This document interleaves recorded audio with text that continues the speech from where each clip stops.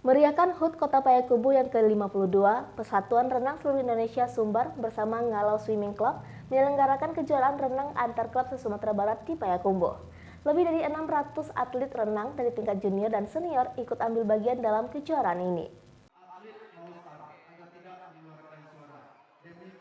Sempat vakum karena dampak dari PSBB akibat merebaknya COVID-19 beberapa tahun lalu, PRSI Sumatera Barat bersama Ngalau Swimming Club Payakumbuh menggelar kejuaraan renang antar klub tingkat Sumatera di kolam renang Ngalau Indah, Kota Payakumbuh. Diikuti 600-an peserta dari 62 klub se-Sumatera Barat, se-Sumatera, baik dari junior hingga senior dari klub renang di Sumatera, seperti Sumatera Utara, Riau, Palembang, Bengkulu, Lampung, dan tuan rumah Sumatera Barat. Selain mencari bibit atlet renang berprestasi, kegiatan ini juga dimaksudkan untuk meningkatkan prestasi atlet renang serta menjalin silaturahmi antar perkumpulan klub renang antar daerah.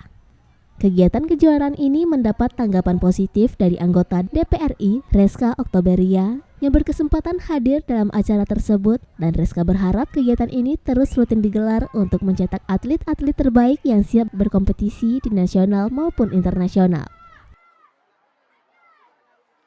Dari Sumatera, dari ujung Sumatera sampai ke dari Sumatera, seluruh wilayah Sumatera. Dua klub yang ada di Sumatera. Sekitar 600-an. Nomor diperlombakan 144 nomor. Dari KU senior sampai KU 6. Kejuaraan renang Payakumbuh Open ini digelar selama 3 hari. Sebanyak 144 nomor dipertandingkan dalam kejuaraan renang kali ini. Kota Payakumbuh beserta dengan seluruh panitia pelaksana termasuk PRSI yang sudah membuat satu kejuaraan yang sangat luar biasa. Ini antusiasnya sangat membludak ya. Saya mendengar dari semua provinsi yang ada di Pulau Sumatera hadir untuk mengikuti kejuaraan antar perkumpulan se-Pulau Sumatera atau disingkat dengan KRAPSU.